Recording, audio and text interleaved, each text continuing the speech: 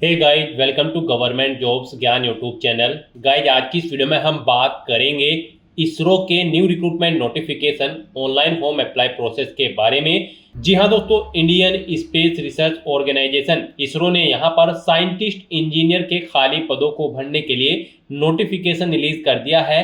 कैसे आप इस भर्ती में पार्टिसिपेट करने के लिए अपने फॉर्म अप्लाई कर सकते हो बिना कोई मिस्टेक किए हुए, इसकी पूरी जानकारी हम आपको स्टेप बाय स्टेप रजिस्ट्रेशन से लेकर प्रिंट तक इस वीडियो में देंगे।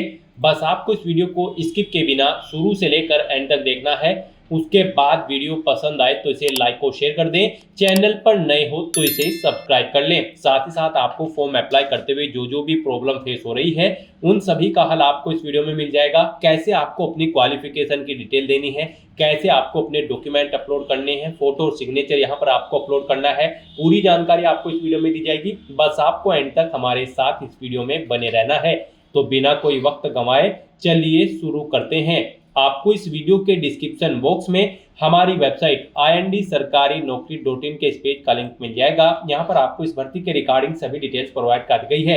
Indian space research organisation ISRO ने scientist engineer electronics, scientist engineer mechanical, scientist engineer computer science के खाली पदों को भरने के लिए नोटिफिकेशन रिलीज कर दिया है। आप 29 अप्रैल 2025 से 19 मई 2025 तक अपने फॉर्म अप्लाई कर सकते हो। 18 से 28 साल आपकी आयु सीमा तय की गई है। यहाँ पर आप ऑल इंडिया से ऑनलाइन अप्लाई कर सकते हो। उसके लिए आपको इस पेज को नीचे स्क्रॉल डाउन करना है।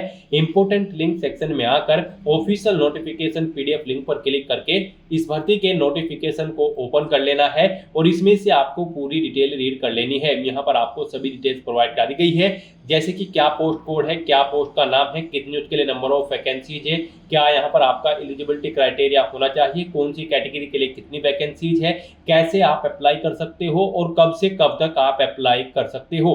पूरी जानकारी यहाँ पर आपको इस नोटिफिकेशन में प्रोवाइड कर दी गई है। आप सभी डिटेल्स यहाँ से रीड आउट करें, उसके बाद आप अपने फॉर्म अप्लाई कर ले। फॉर्म अप्लाई करने के लिए भी आपको हमारी वेबसाइट के इसी पेज पर ही अप्लाई ऑनलाइन का लिंक दिया गया है। जैसे ही आप इस लिंक पर क्लिक करेंगे तो आपके सामने इसरो का ये ऑफिशियल पोर्टल ओपन होगा। यहाँ पर आपको कुछ जनरल इंस्ट्रक्शन दिए गए हैं। फॉर्म अप्लाई करने से पहले आपको इन्हें केयरफुली रीड आउट कर लेना है और उसके बाद आपको अपना फॉर्म अप्लाई करना है। फॉर्म अप्लाई करने के लिए यहाँ पर आप जिस भी पोस्ट के लिए अप्लाई करना चाहते हैं, साइंटिस्ट इंजीनियर इलेक्ट्रॉनिक्स या फिर मैकेनिकल या फिर कंप्यूटर साइंस, आप जिस भी पोस्ट के लिए अप्लाई करना चाहते हैं उस लिंक पर आप क्लिक करें, यानी कि उस पोस्ट पर आप क्लिक कर दें। हम यहाँ पर आपको साइंटिस्ट इंजीनियर मैकेनिकल की पोस्ट के लिए अप्लाई करके दिखा रहे हैं, बाकी की दोनों पोस्ट के लिए भी सेम ऐसे ही अप्लाई होगा। तो यहाँ पर आप पर्टिकुलर पोस्ट पर क्लिक करें जिस पोस्ट के लिए आप अप्लाई करना चाहते हैं। यहाँ पर आने के बाद सबसे पहले आपको अपना फुल नेम एंटर करना है अपनी 10वीं की मार्कशीट के अकॉर्डिंग। उसके बाद यहाँ पर आपको अपना ईमेल एड्रेस एंटर करना है। ईमेल एड्रेस आपको रिटाइप करना है कंफर्मेशन के लिए। उसके बाद गाइस यहाँ पर आपको अपना जेंडर सेलेक्ट करना है, फिर आपको अपनी कैटेगरी यहाँ पर सेलेक्ट कर लेनी है।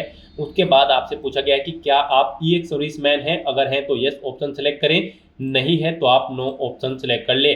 फिर आपसे पूछा गया कि क्या आप PWD कैंडिडेट हैं, अगर हैं तो आप यस ऑप्शन सेलेक्ट करें, नहीं है तो नो ऑप्शन सेलेक्ट करें। उसके बाद आपसे पूछा गया है कि क्या आप सेंट्रल गवर्नमेंट या फिर स्टेट गवर्नमेंट या फिर किसी ऑटोनोमस बॉडी में कार्यरत हैं, अगर हैं तो यहाँ पर आप यस करें, नहीं तो नो ऑप्शन सेलेक्ट करें। फिर आपसे पूछा गया है कि क्या आप यहाँ पर सेंट्रल गवर्नमेंट या फिर डिपार्टमेंट कैंडिडेट हैं और यहाँ पर आपको 3 साल या उससे ज़्यादा का वर्किंग एक्सपीरियंस है, तो फिर यहाँ पर आपको एज में रिलेक्शन मिल जाएगा।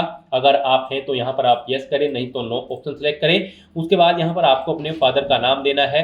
फिर यहाँ पर आपको अपना फोटो अपलोड करना है। फोटो आपका JPG या फिर JPG फॉर्मेट में होना चाहिए, 50 KB से कम उसका साइज होना चाहिए। फिर आपको यहाँ पर अपने सिग्नेचर अपलोड करने हैं। सिग्नेचर भी आपके JPG या फिर JPG फॉर्मेट में होने चाहिए, 50 KB से कम उनका साइज होना चाहिए। तो यहाँ पर आपको चूज फाइल बटन पर क्लिक करना है, फाइल को सेलेक्ट करना है और अपना फोटो और सिग्नेचर यहाँ पर अपलोड कर देने हैं। और उसके बाद गाइस यहाँ पर आपको नेक्स्ट स्टेप के ऑप्शन पर क्लिक करना है। उसके बाद आपके सामने कुछ इस तरह से इंटरफेस ओपन होगा। अब यहाँ पर आकर आपको सबसे पहले अपने डेट ऑफ बर्थ यहाँ पर सेलेक्ट करनी है। फिर आपको अपना कोरोस्पोंडेंस या फिर कम्युनिकेशन एड्रेस यहाँ पर आपको देना है। आप यहाँ पर आप एड्रेस एंटर करें, अपनी सिटी दें, अपना स्टेट यहाँ पर आप सेलेक्ट करें। उसके बाद यहाँ पर आप अपना पिन कोड एंटर कर दें, अपना कॉन्टैक्ट नंबर दें, अल्टरनेट कोई कॉन्टैक्ट नंबर है तो वो एंटर कर दें, अपने नियरेस्ट रेलवे स्टेशन का नाम यहाँ पर आप दें और उसके बाद गाइज यहाँ पर आप नेक्स्ट स्टेप के इस ऑप्शन पर क्लिक कर दें। नेक्स्ट यहाँ पर आपको अपनी क्वालिफिकेशन की डिटेल देनी है। गाइज इस भर्ती में पार्टिसिपेट करने के लिए अगर आप साइंटिस्ट, इंजीनियर, इलेक्ट्रॉनिक्स की पोस्ट के लिए अप्लाई करते हो तो आपके पास गेट स्कोर कार्ड होना चाहिए, प्लस आपके पास बीटेक की डिग्री होनी चाहिए। इलेक्ट्रॉनिक्स एंड कम्युनिकेशन इंजीनियरिंग में मिनिमम 65% मार्क्स के साथ। और अगर आप साइंटिस्ट, इंजीनियर, मैकेनिकल की पोस्ट के लिए अप्लाई करते हो तो GATE score card plus BTech की डिग्री आपके पास होनी चाहिए मैकेनिकल इंजीनियरिंग में मिनिमम 65% मार्क्स के साथ। और अगर आप साइंटिस्ट, इंजीनियर, कंप्यूटर साइंस की पोस्ट के लिए अप्लाई करने जा रहे हो तो आपके पास GATE score card plus BTech की डिग्री होनी चाहिए कंप्यूटर साइंस में 65% मार्क्स के साथ। तो यहाँ पर अब आपको अपनी क्वालिफिकेशन देनी है।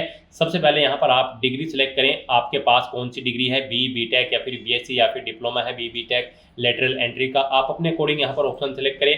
उसके बाद यहाँ पर आप अपनी ब्रांच सेलेक्ट करें, किस ब्रांच में आपके पास ये डिग्री है। अपनी डिग्री की ब्रांच सेलेक्ट करने के बाद फिर आपको नेक्स्ट स्टेप के इस ऑप्शन पर क्लिक करना है। उसके बाद आपके सामने कुछ इस तरह से इंटरफेस ओपन होगा। अब यहाँ पर आपको इंस्टीट्यूट या कॉलेज का नाम देना है जिससे आपने अपनी डिग्री कंप्लीट की है।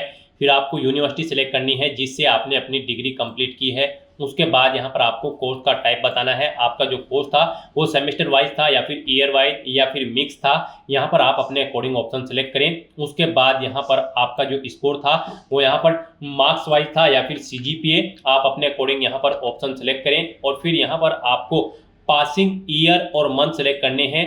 जिस मंथ और ईयर में आपने अपनी डिग्री पास आउट की है वो यहाँ पर आपको सेलेक्ट कर लेने हैं।